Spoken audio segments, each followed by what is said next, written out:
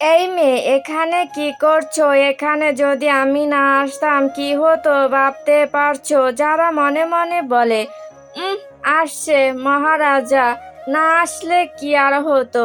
দৌড়াতাম যান বাঁচানোর জন্য। যারাকে চুপ থাকতে দেখে তাহসিন আবারও বলে, কি হলো, চুপ করে আছো কেন? এমনিতে তো মুখ থেকে খই ফুটতে থাকে, আমার সামনে এলে এমন চুষে যাও কেন? যারা মনে মনে বলে, তাহলে কি করব ওই গম্ভীর গোমরা থুবড়া খানা দেখলেই তো পরানটা মোর ফুরুত করে উড়ে যাবার লয়। তাহসিন এবার ধমকে বলে উঠে, এই মেয়ে, কথা বলছো না কেন? যারা তাহসিনের ধমকে ভয়ে কেঁপে ওঠে। যা দেখে তাহসিন মুচকি হাসে। যারা ভয়ে ভয়ে বলে, আসলে আমি টিউশন পড়িয়ে বাড়ি ফিরছিলাম, আজ একটু দেরি হয়ে গেছে তাই। তাহসিন বলে, কালকের পর থেকে যেন তোমাকে টিউশন পড়াতে না দেখি। যারা না বোঝার চেহারা করে তাকিয়ে বলে উঠে, মানে? তাহসিন মানে হলো, তুমি আর টিউশন পড়াবে না। যারা মনে মনে বলে, কেন রে গোমরা মুখ, আমি টিউশন করাবো, তাতে তোর বাপের কি? থুকু, তোর কি? আসছে আমার টিউশন পড়াতে বাধা দিতে। এবার যারা তাহসিনকে বলে উঠে, কেন টিউশন পড়াবো না? আমি পড়াবো, তাতে আপনার কি? তুমি জানো কার সামনে দাঁড়িয়ে কথা বলছো? যারা বলে, কেন আপনি জানেন না আপনি কে? আমাকে জিজ্ঞেস করছেন কেন? আজব লোক। তাহসিন এবার হতাশ হয়, একটু রেগেই বলে উঠে, সেট আপ ইডিয়েট মেয়ে। যারা কেঁপে উঠে মাথা নিচু করে নেয়, বাচ্চাদের মতো ঠোঁট উল্টে কেঁদে দেওয়ার মতো ভান করে। তাহসিন যারার এমন অবস্থা দেখে খুব মায়া হয়। তারপর নরম কণ্ঠে বলে উঠে, আচ্ছা সরি, তোমার সাথে আমার এমন করে কথা বলা উচিত হয়নি। এবার চলো, তোমাকে তোমার বাড়ি পৌঁছে দেই।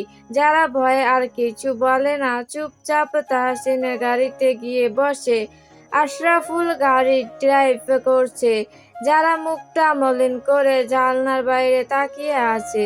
তাহসিন যারাকে দেখছে, তার খুব খারাপ লাগছে। মেয়েটা কেমন চুপচাপ বসে আছে, কেন কথা বলছে না, তার একদম ভালো লাগছে না যারাকে এমন অবস্থায় দেখতে। তবে কিছু বলে না, গাড়িটা যারার বাড়ির সামনে দাঁড় করায়। যারা অবাক হয়ে তাকিয়ে থাকে তাহসিনের মুখপানে। সে মনে মনে বলে, এই বেটা এমপি আমার বাড়ির ঠিকানা কি করে জানলো? আমি তো বলিনি। যারাকে এভাবে তার দিকে তাকিয়ে থাকতে দেখে তাহসিন বাঁকা হেসে বলে উঠে, আমার শ্বশুর বাড়ি বলে কথা, এইটা তো আমার চিনতেই হতো। মাই ওয়াইফে। যারা থমথ খেয়ে যায় তাহসিনের কথায়, আমতা আমতা করে বলে, ও ওয়াইফি মানে? তাহসিন বলে, কেন ভুলে গেলে? তুমি তো আমাকে বিয়ে করতে চাইলে, এখন পল্টি নিচ্ছ কেন? পল্টি বাজ মেয়ে একটা। যারা বলে, দেখুন, মুখ সামলে কথা বলুন। আর আমি কেন আপনাকে বিয়ে করতে যাব? আমার তো খেয়ে দেয়ে কাজ নেই, আপনার মতো রাগী গোমরা মুখ পুরুষকে বিয়ে করব? তাহসিন শান্ত কণ্ঠে বলে উঠে, তা সময় হলেই দেখা যাবে। এখন তোমার বাসায় যাওয়া আর কি বলছি মাথায় রেখো। যারা গাড়ি থেকে নেমে এক দৌড়ে নিজের বাসার ভিতর ঢুকে পড়ে। তাহসিন যারা দৌড়ানি দেখে হেসে ওঠে, বিড়বিড় করে বলে উঠে, আমার দুষ্টু পরী, তোমাকেই আমার বউ বানাবো।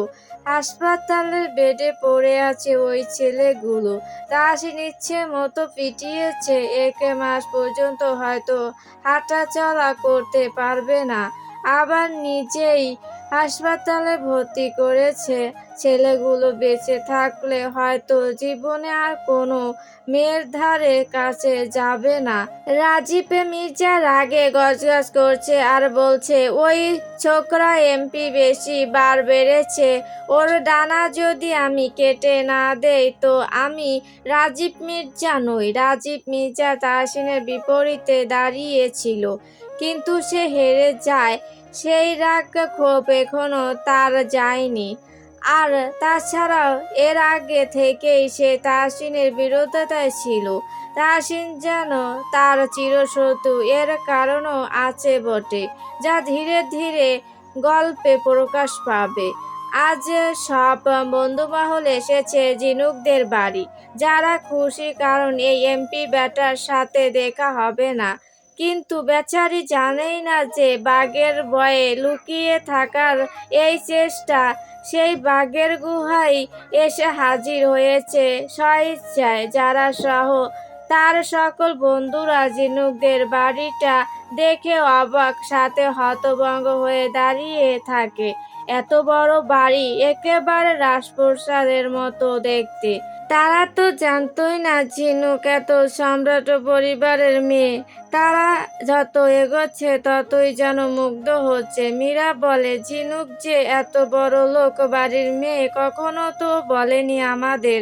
না, আসলে তো জানতেই পারতাম না।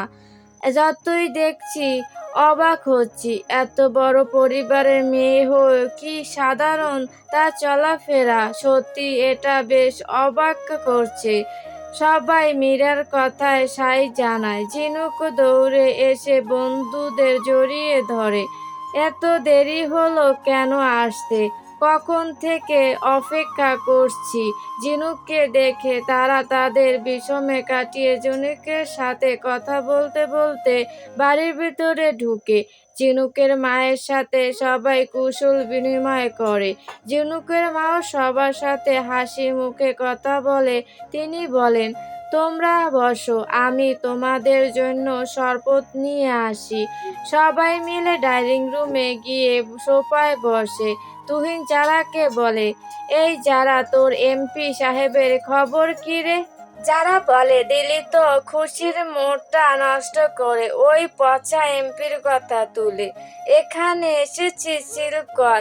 ওইসব আলতু ফালতু লোকের কথা বলে খুশির আমেজ নষ্ট করার কোনো মানেই হয় না। ঝিনুক যারার কথাগুলো শুনে ভয়ে ঢোক গিলছে। কথা বলতে বলতে যারার চোখ যায় সিঁড়ির দিকে। তার চোখ দুটি রসগোল্লার মতো বড় বড় হয়ে যায়। ভয়ে শুকনো ঢোক গিলে সাগর বলে, যা বলছিস, ওই এমপি কে দেখলেই আমার ভয় লাগে। বাপরে বাপ, রাগ যেন তার নাগের ডগায় থাকে। এই বেটাকে এমপি বানালো কিভাবে জন?